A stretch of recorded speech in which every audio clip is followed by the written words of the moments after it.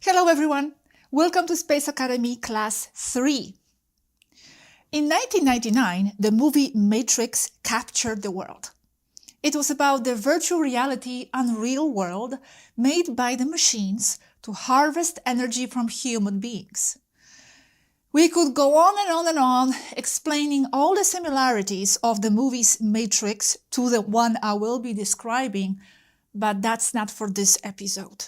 Let me just say, there are a lot of truths in there.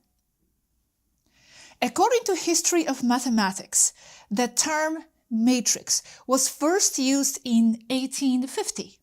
It was also used in biology, physics, but in my opinion, it wasn't until the movie Matrix that it took more of the meaning I will speak of today. When I was preparing for this topic, I realized it's not as simple as I originally thought because there are different types of matrices I need to explain. One that is more natural, one that is less natural but harmless, and then finally the type of matrix that's imposed, limiting, and false. And also, what's all that about escaping the matrix? Without further ado, let's jump in. And yes, I'm wearing a red dress as a tribute to the movie.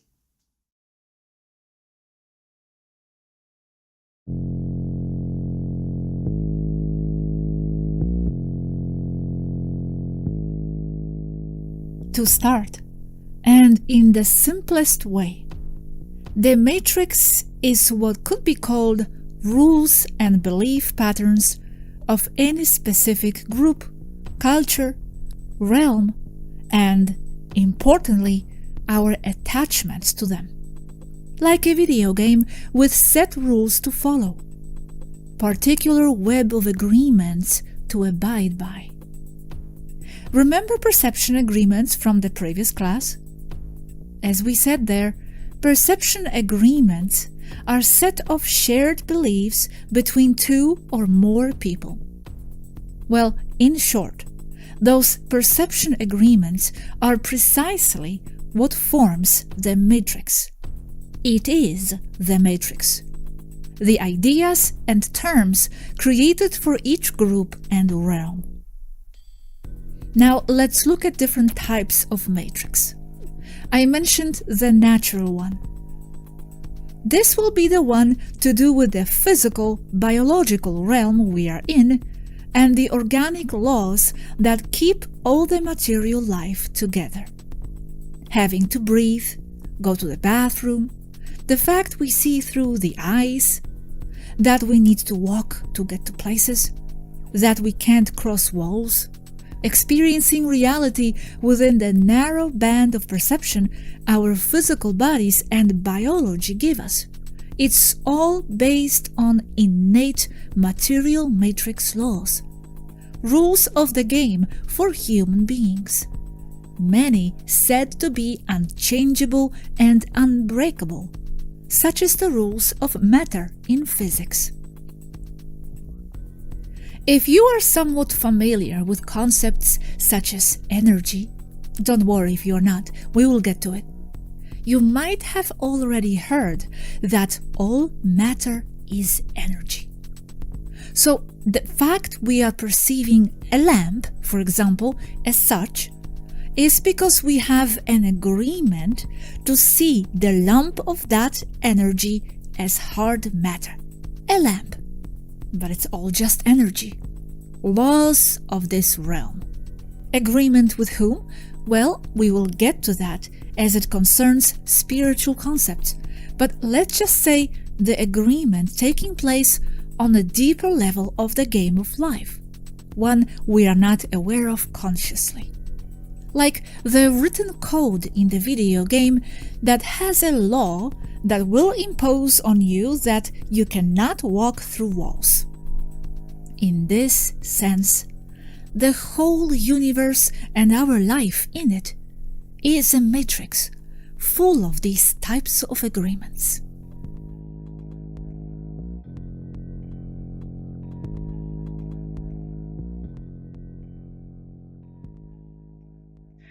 I would personally say that this type of matrix is the hardest to escape from. Although we know there are cases of people who beat the game and are able to levitate, teleport, walk through the fire, etc.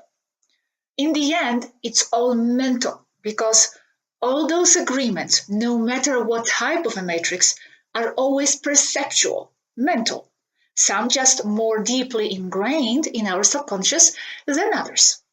And by the way, me saying that this type of matrix is the hardest one to liberate from is also a mental idea. It may not be the hardest for you.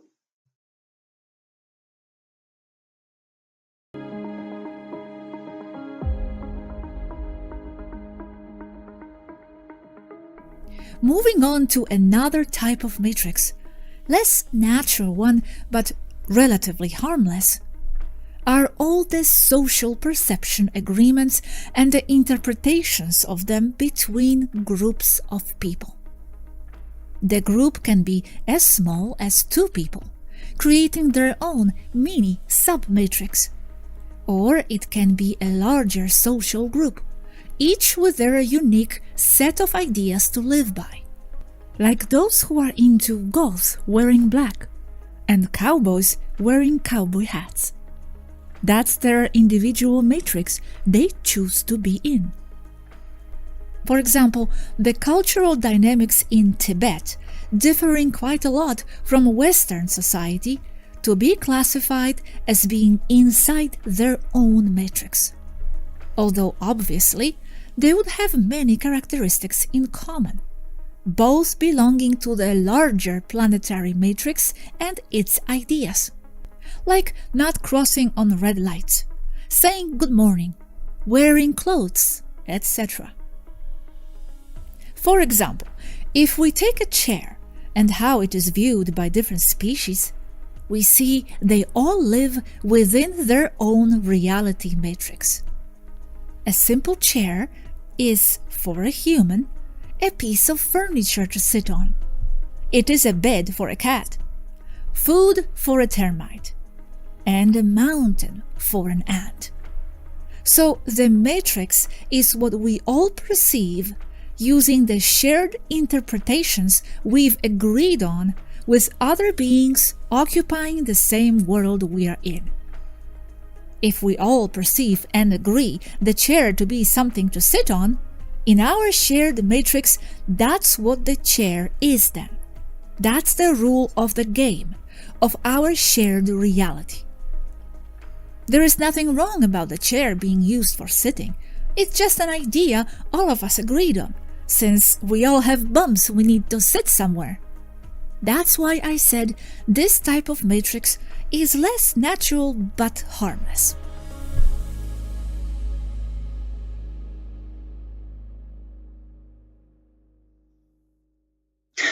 Here I have to pause for a second because it actually reminds me of my own situation in my relationship with my partner, my boyfriend, where he sometimes tells me how not to do certain things because they are not meant to be done this way. Because someone, for example, designed a knife to be cutting the bread, so I should not use this knife for anything else.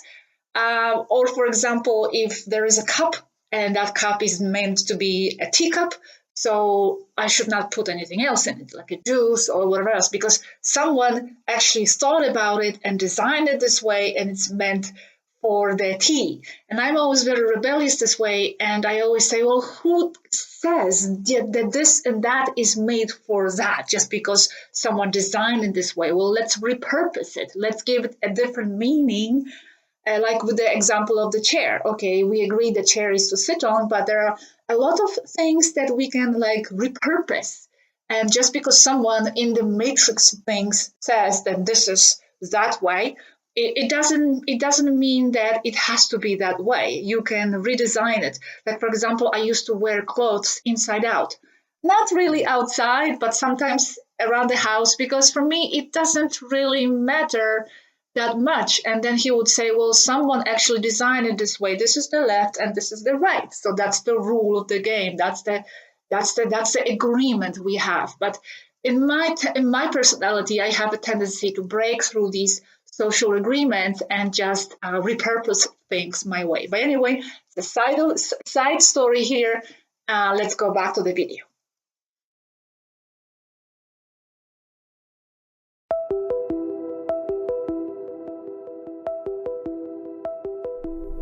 Okay, so far so good, right? Nothing wrong about living in the matrix. We all need shared perception of things. Otherwise, it would be a total chaos, right? Certain rules of the game come definitely in handy. And it's what keeps us coexist better. This type of matrix can even be enjoyed, as it's a variety of common social values and activities we adhere to, making this life experience what it is. Games, music concerts, restaurants, jokes, traveling ideas, even traffic lights. It's all part of the matrix of life on Earth that's still relatively harmless, if you know how to choose healthy aspects of it over harmful ones. The real problem begins when the matrix agreements, and we talked about this in the previous video, are being created and pushed on groups of people and the entire society with other agendas in mind. And that's when we come to face the not-so-positive side of the matrix. And this is where the matrix becomes something that so many out there refer to as escaping the matrix. It is still based on ideas and belief patterns, shared concepts and the attachments to them. But this time, serving only the ones who designed them. And most of the time, entirely false, or at least limiting.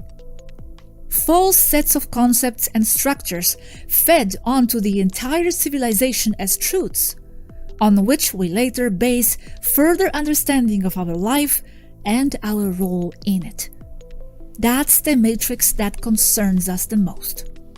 That's the matrix which I will encourage you to see through and awaken from.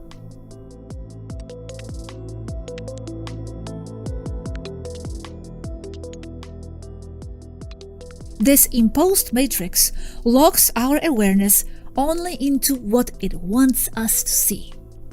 Moreover, the ones who control it behind the scenes want to convince us that it is all there is. Remember that it is your perception and the interpretation you are giving that perception that truly matters, like interpreting the chair as something to sit on. And in today's Earth culture, controlled beyond belief, we are guided to interpret that perception with the set of ideas the Matrix has been imposing, and for millennia. The ones in control of Earth affairs have done a tremendous job with the formation of this false social matrix, and they continue to do so. They have to impose their lies with a lot of congruency so they can be believed by the masses. And so they must do everything possible to dumb down the population and deny them the tools for free thought. The population must be indoctrinated into how to behave and how to think, and the younger the age they start, the better. They must be a collective of workers constantly concerned with survival and having their basic needs met, never finding the time to think on their own. One of those accepted matrix rules is to obey the people who are in some sort of authority position in the social hierarchy. As that hierarchy is formed, so is the concept of that authority position knowing better, holding the truth and correctness. Therefore, we should obey, be it because they hold some kind of knowledge, scientific evidence, or political power that enables them to simply impose the truth because they say it is. This means that as time goes by within a civilization, whatever is considered to be truth, and therefore whatever is registered as history, will conform to those who had the power to impose those facts as truth. The people in power will impose what they want the people to believe, and that will be what is registered as truth. And that is the Matrix.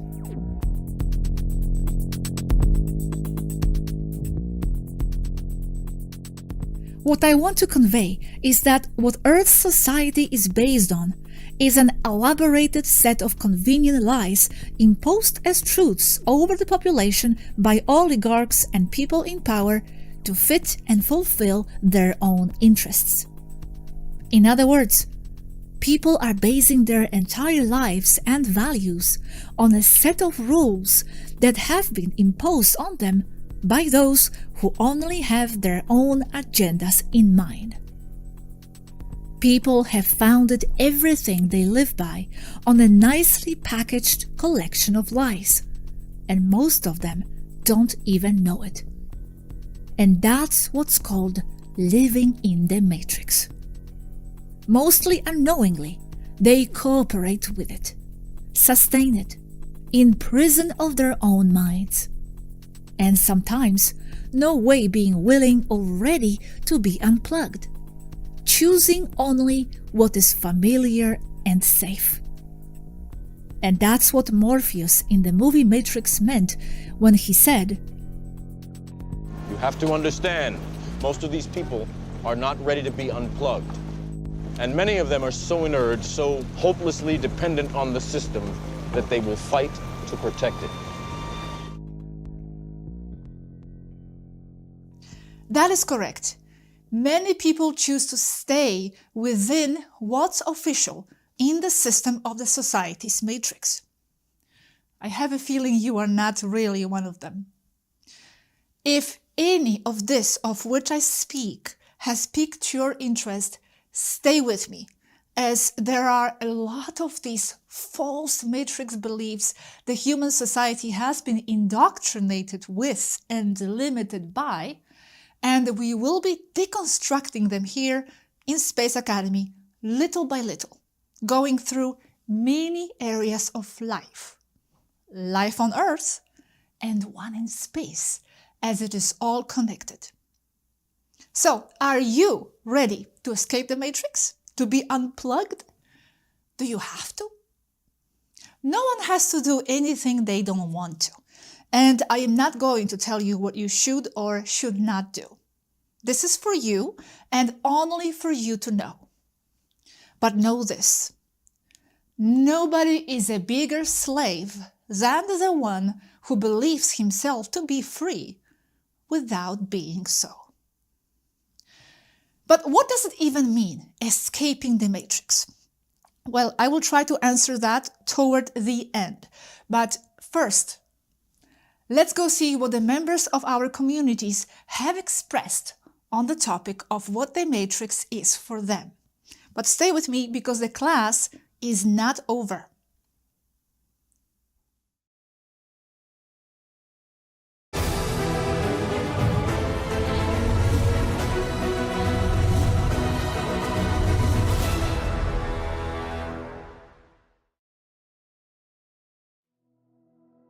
To put it short, I think the Matrix is the collective consciousness and the collective subconsciousness of a group of people.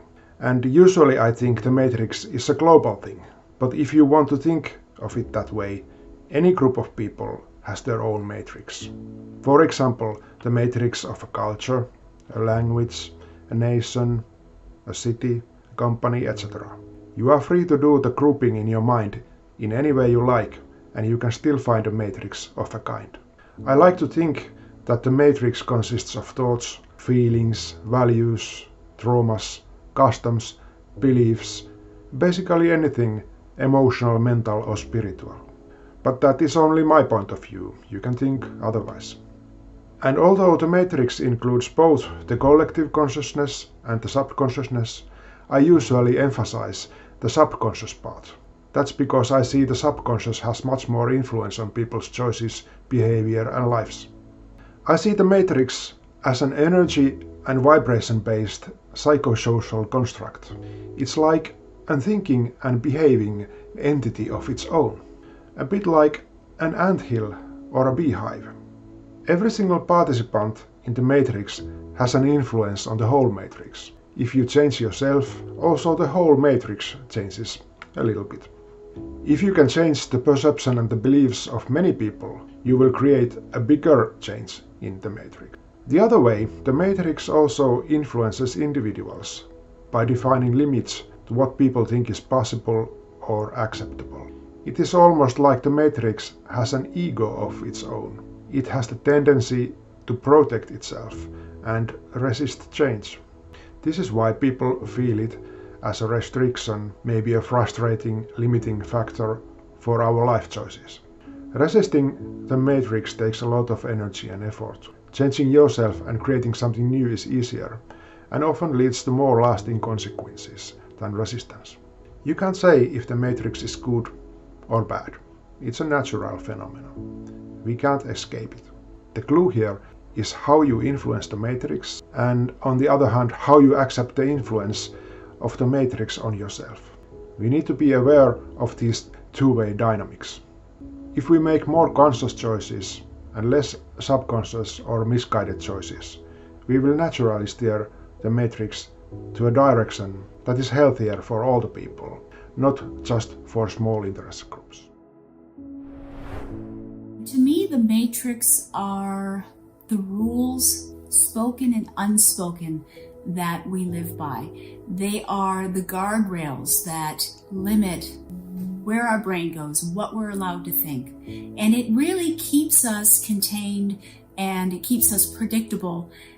The matrix I view as our institutions. So our medical system and our financial system, our educational system. I'm going to talk about our financial system. And specifically, I see the matrix as an artificial mental construct, and money being a perfect example of that. Money has no value in and of itself. It is a token that represents value. And there's a wonderful book called The Creature from Jekyll Island by G. Edward Griffin. And he talks about how the Federal Reserve was established. And we are not taught about the Federal Reserve. And we are not taught about fractional reserve banking or fiat currency. But money is just a token. And it represents wealth. And we're taught that if you look to authority for your validation, everything will be okay. So get good grades, and from the authority, from the teacher, and with those good grades, maybe you'll go to a good college and you'll get a piece of paper, and that piece of paper will allow you to get a good job with a good salary and benefits, and those benefits will tie you to that job, and maybe you'll get a house, but most people can't afford to just buy a house, so they get a mortgage, and they'll be paying interest on that mortgage for maybe 30 years. And with that house, they have to buy water, electricity, cable, phone, heat. And even though maybe your salary, the amount of money that you earn goes up, so does inflation. Because the Federal Reserve, which is not federal, it is a private corporation, through quantitative easing can just print money, ones and zeros, out of nothing. And therefore, the value of the money goes down and you're not wealthier. So that, to me, is a matrix. But to me, the matrix is Christmas or Easter or whatever. It's just a blind following of like the things they want you to think. Just all things is like socially and widely accepted generally is like matrix to me. My mom, my grandma, and everybody said bless you. Every time you sneeze, they say bless you. And I just randomly would say bless you too until I start questioning, why do we say bless you? I still don't really know why, but I just said it because they were saying it. And to me, to randomly follow like that without asking questions, without trying to know why you saying it or doing something, to me, that's matrix. Even if you make a certain comment, like I like to make comments about how the pyramids was made from what I heard through all the videos. As soon as I say it, it's like the matrix floods me with laughing me out the building with the comments and stuff like that. Like I'm just ludicrous for saying it. But I believe that's a thing of matrix. The matrix is the reality that I spend most of my time in. Okay, it's the reality that I spend time in this physical body. It's the experience I'm having in this physical reality. That's the matrix. There are laws and rules of that matrix that I'm in, right? I'm sure we've all heard of the law of attraction or the law of cause and effect, right? So the matrix is pretty much that. It's the reality that you live in, which is the physical on planet Earth in whatever country you're in, right? For me, what's it like living in a matrix? For me, it's having the taste, the sense of smell, the sense of touch, the sense of taste, hearing, having fun, going on dates, eating, drinking milkshakes, going to amusement parks, playing games. That's the matrix for me. That's the planet I live on. That's the country I live in. That's the matrix for me, and that's the reality that I have. This matrix that we're talking about is the foundation of your entire life, the cause of everything that you experience or don't, of what you can and can't do. From my perspective and experience, the substrate or the matrix of our experience in this life is our deepest held beliefs, ideas, and agreements about reality and ourselves, and most importantly, our attachment to them. Your deeply held beliefs, agreements, and attachments not only dictate who you are and who you can be, but they're also what filters and conditions how you perceive your entire reality. The way that your mind and brain works is that it constructs your reality based on what you already believe to be true, in a way that corroborates it and never in a way that contradicts it. There's an interesting parallel of this dynamic in the fictitious world of Harry Potter, with the so-called Muggle perception filter.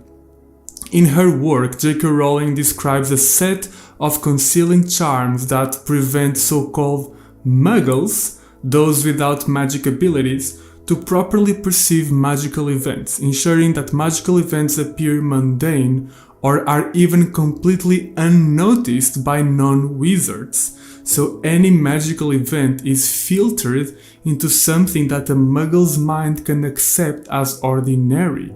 And because of these enchantments, when a wizard's world collides with the muggle's mind fills in the gaps with a mundane interpretation that makes sense in their non-magical reality.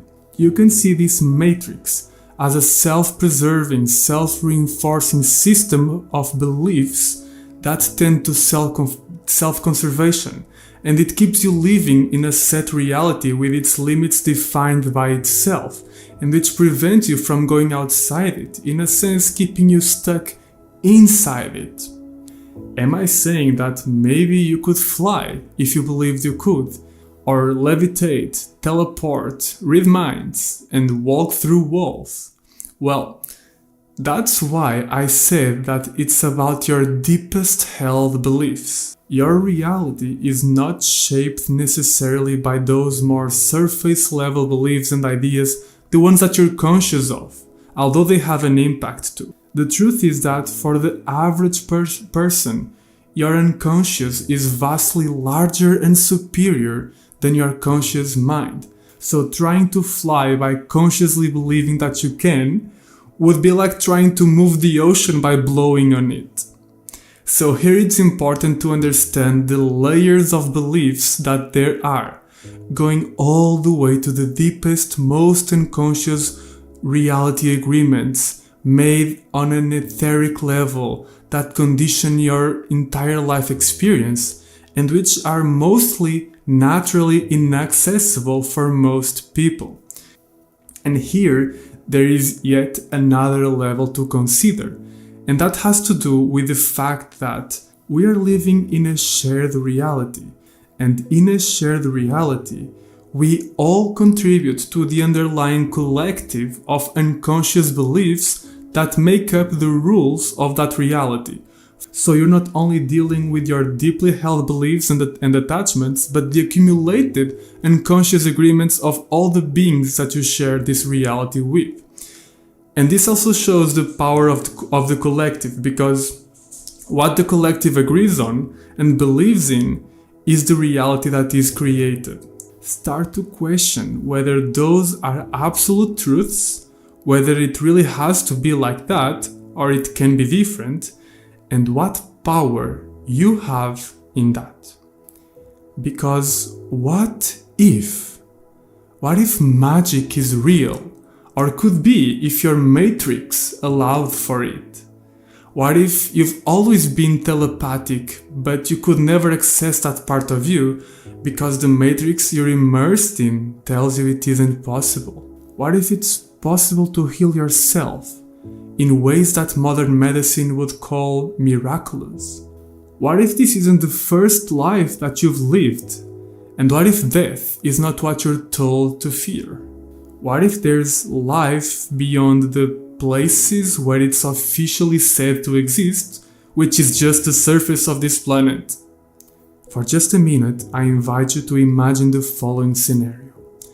Imagine you are a terribly selfish and evil being who only thinks of himself, and you knew all this about the matrix and how it works. Most importantly, you know that it's a person's matrix that manifests the life they live and what they create. And you know how that power is exponentially increased with a synchronized collective of people all living from and contributing to the same matrix. What would you do in your evil and selfish geniality to create for yourself the world you desire to have?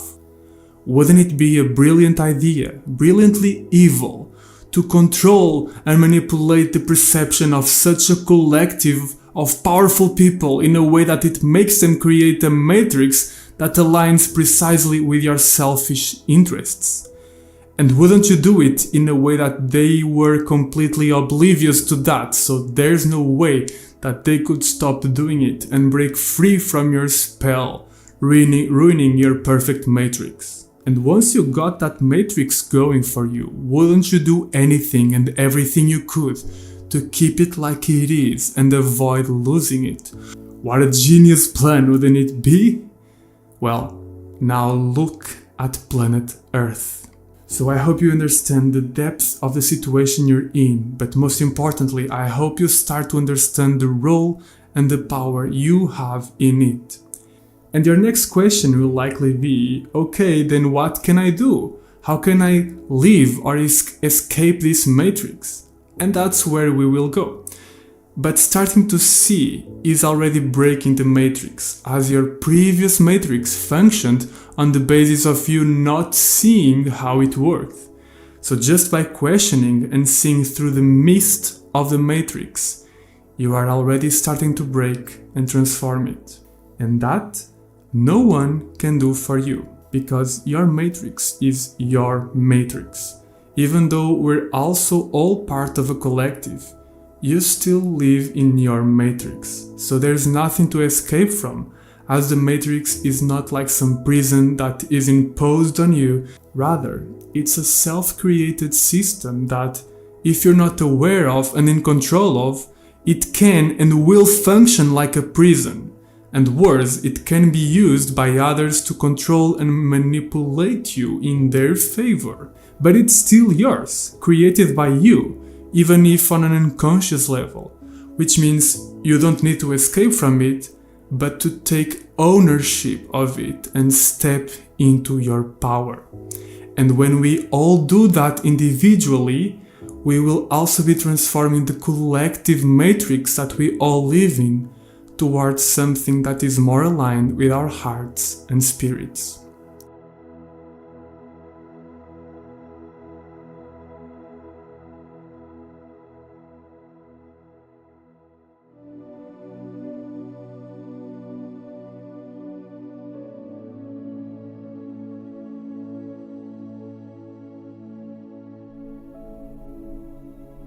Escaping the false matrix is daring to question the veracity of what is imposed as truths. To truly escape the matrix, you must live a life that very few would understand, and you must face being alone. You must form your own unique criteria and learn to protect your values. The more things you have in common with what is socially accepted and agreed upon, the more you will be inside the matrix. Take and enjoy what you like from the matrix. That's what life is for. But always with the knowledge that there is more. To live on Earth and function properly, you must live in two worlds, understanding how the matrix and its rules work, and at the same time, upholding your own perception with integrity and firmness. Free your mind. What forms the matrix are attachments to ideas, so let go and don't take anything for granted. Watch, observe, question, learn to connect the dots and to separate what is uniquely you and what is imposed. That is the beginning to escape the matrix. In the process, as your personal reality and identity grows, you may actually realize that rather than escaping the matrix, all different types of them, you are beginning to freely construct your own one, picking and choosing what best defines you, integrating parts of it, rejecting others. Take from the matrix what suits you, what fulfills you, and what you consider important, and dare to leave the rest behind, if you can. Choose what you want, but don't let the false matrix influence your own sovereign one. That matrix is not you deep inside. Learn to control and evolve its rules and laws. Become its master. Create your unique you, your own personal matrix, your world. In many ways, you can't really escape from your inner personal matrix. Without it, you couldn't even be a thinking person. But always know it to be a part of so much more.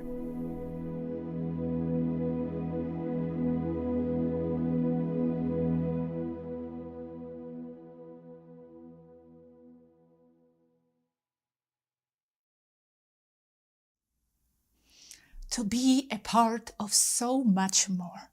Oh, there is so much more. The matrix I'm telling you about, for one, doesn't just end here with the socially accepted paradigms of reality in a commercial Earth culture. The game actually extends in many directions, and you will know what I mean as we move along. But for example, it also reaches into the so-called more awakened circles. What do I mean by this? Okay, so you started to question reality, connect the dots. You go exploring alternative media, and you think you are more free, right? Well, yes, it's definitely a start, and I'm so glad you did. But now, here is the trap. The ones who control the matrix and the society from behind are not that dumb. They already know where you will go to seek more answers. So what do? Invade those areas too. And one of those areas is the New Age movement. This is important, guys, and that's why I'm going to go into this in the next class. I know it's frustrating, but unfortunately, the matrix is set up this way, to trap your attention into more and more constructs, always wanting to guide your hungry and awakening spirit. Well, I will share with you what we at Space Academy know about the dangers set up for you out there in some of the New Age circles. And then you will decide how to proceed. Until the next time, guys. Bye.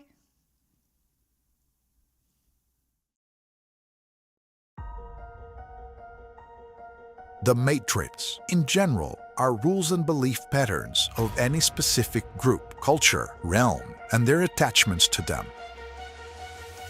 One type of matrix are physical, organic rules, such as the laws of physics, etc. Another type of matrix are social perception agreements and interpretations of them between groups of people.